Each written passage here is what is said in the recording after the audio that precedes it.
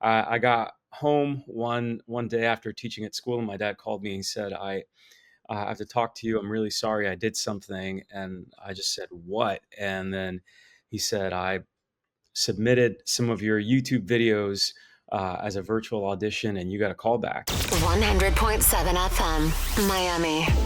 This is Y100. Hey, it's Claudia with Y100.7 here with Carlos Santiago from Caguas, Puerto Rico. Am I saying that right? That's right. All right. He is also a former Florida resident, and right now he is living the time of his life on Team Bublé for season 27 of The Voice. How you doing? I'm doing all right. Yeah, just trying to get caffeinated like many of us who are listening in right now. Love that. A little caffeine, right? You gotta get that cafecito in. All right, Carlos, as Latinos, we're so close to our family.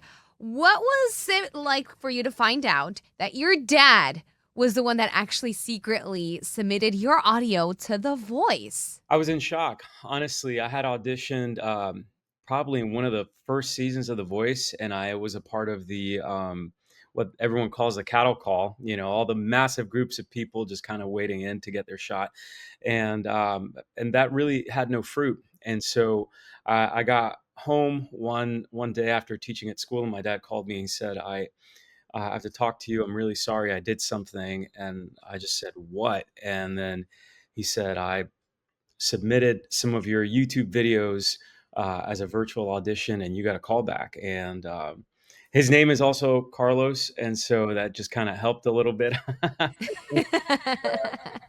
And so that was the best. I mean, how am I going to be upset at my father believing in me? And that's what he said.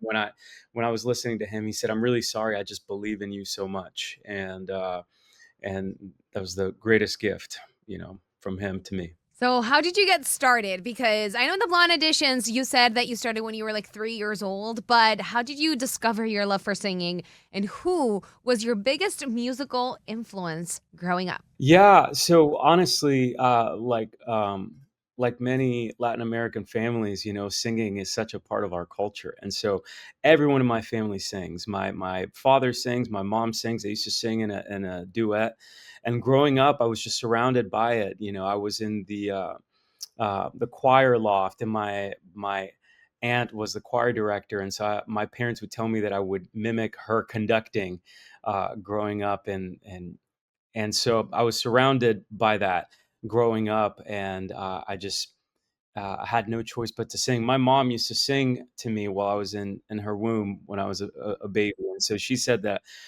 whenever she sang to me that I would kick, and so I had no choice but to be a singer. Um, Yeah, you can say that music's in your veins for sure. All right, Carlos.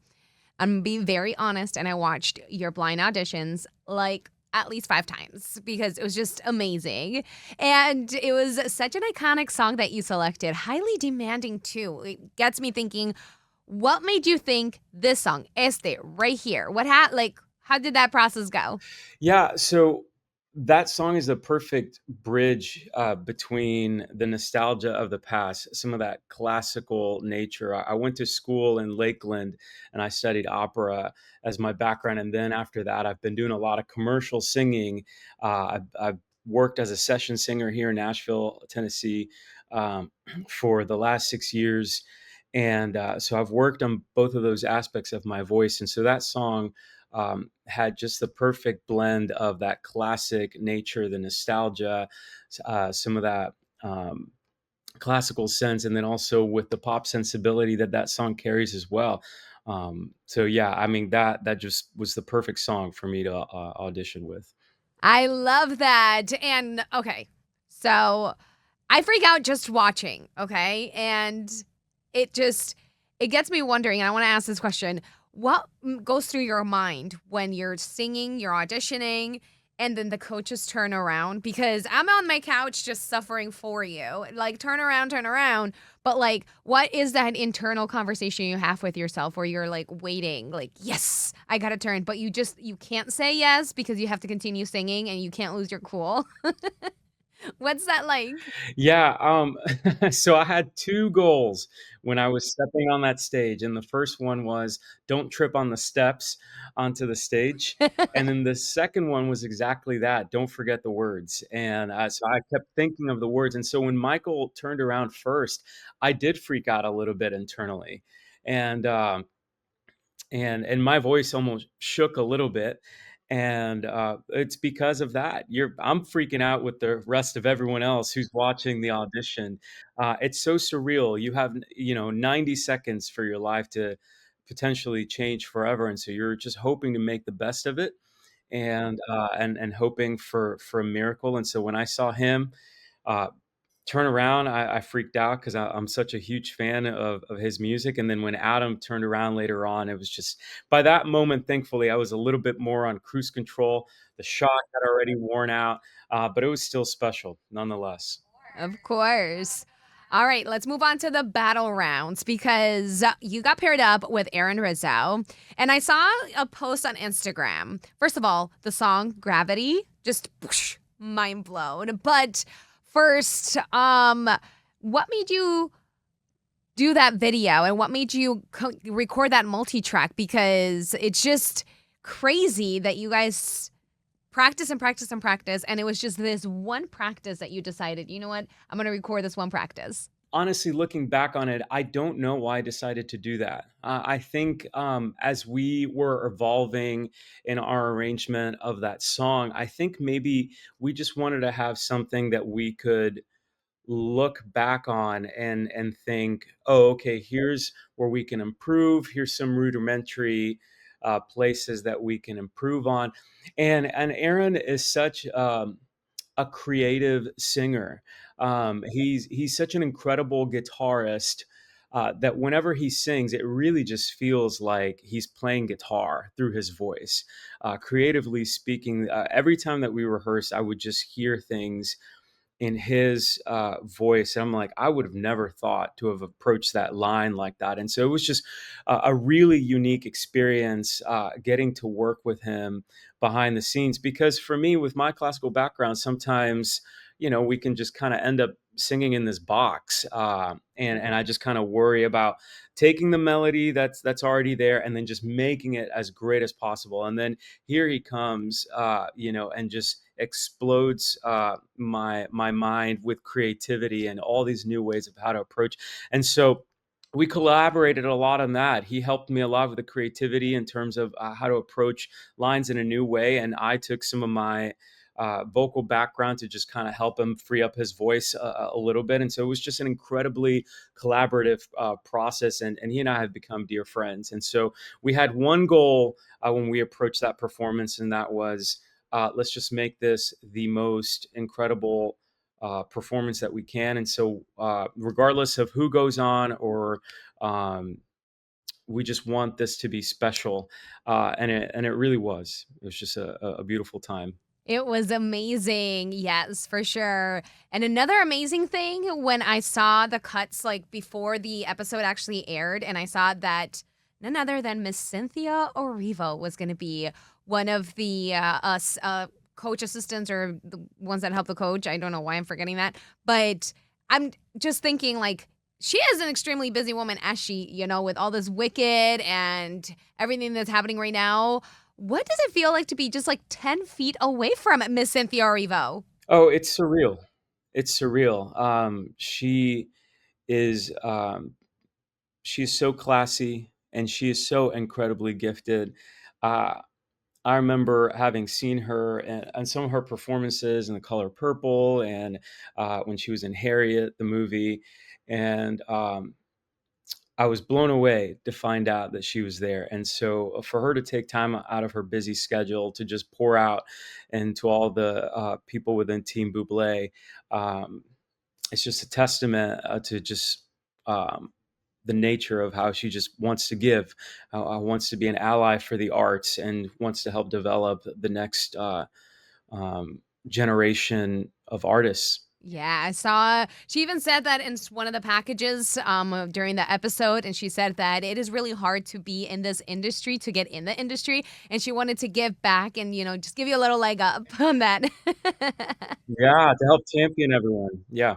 All right. So earlier we're talking about Spanish and Latinos, and in the episode, Michael said that he wants to experiment Spanish with you. Hmm. I know we sound a little bit different when we speak Spanish. I'm pretty sure it's going to be different when we sing Spanish. What are you looking forward to when it comes to singing in Spanish? And this is going to be a challenge. Oh yeah. Oh yeah. It's a totally different voice, and singing in Spanish feels different too.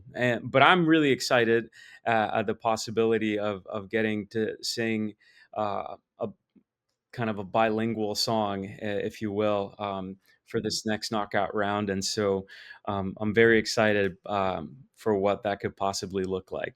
I would love to do that. Yes, absolutely. I mean, of course, Michael, he sings in like 4 different languages, Hmm. and he's going to be able to teach you how to like change in between languages. So you would I mean, there's a big learning opportunity right there. Yeah. And if there was one song that you could pick, like, hey, coach, put me in with this song, what song would that be? Because, I mean, there are a lot of Spanish songs that are amazing. Oh gosh, if I could pick, obviously being from Puerto Rico, I would love to sing "Preciosa" just to represent my people, and obviously Mark Anthony had that iconic arrangement many years ago, and I grew up listening to it, and so that's just kind of a cry of our people. Just, yes, absolutely. All right, before I let you go, I'm going to do some rapid fire for you, okay? Okay, let's do it. All right, give me a specific moment during the voice competition that you'll never forget. Oh gosh, specific moment. Um, just being backstage, holding that microphone, waiting, knowing that my parents were on the other side of the building and we're all just holding on for dear life. I'm just standing there, I'm just breathing, and I'm just thinking, you know, I want to make dad proud. I want to make mom and dad proud. You sacrificed all of this for me and you helped me get here. And I just want to give you this gift. All right, now your favorite song to perform. I love one of my favorite songs is from Andrea Bocelli, "Time to Say Goodbye," and so I love performing that song a lot. Yeah, it's top five. Yeah. And biggest challenge you've faced in the competition so far. Oh, my biggest challenge is just staying centered. Obviously, it is a competition, but the collaborative spirit is so deep that you just keep making friends and you just keep making family. And so to just stay focused, keep working on my voice, keep working on the songs, keep listening to coach. And especially because the more that you go on, obviously some people go on, some people go home, and so there's that kind of bittersweet element, and you build this family of people that many of them end up being friends for life. And so you just want to make sure you stay focused, stay healthy, keep a healthy voice, keep a healthy mind, healthy body, and keep moving forward. A lot of tea and a lot of honey for sure. All right, so if you could collaborate with any artist, past or present, who would it be? Oh gosh, oh my goodness. If it would be, I'll give you a past and a present. So if it were in the past, it would have to be Tito Lara, he was probably one of my favorite singers. I think he's criminally underrated. Honestly, if people don't know who he is, you should look him up. And then currently, I would love. Obviously, I haven't said Bocelli. I would love to sing with Andrea Bocelli. Oh my gosh. Well, that would be epic. I mean, you could be like, hey, coach, put me in with Andrea Bocelli, hook it up. Hey, I know. I need. I need you to pull some strings. One big string. It's on my 2025 bingo card, coach. Help me out. Yes. Well, best of luck to you. Thank you for joining me, Carlos Santiago from Team Bublé, season 27 of The Voice. And thanks again for joining us at Y100.7. Good luck. Thank you so much. Thanks for having me.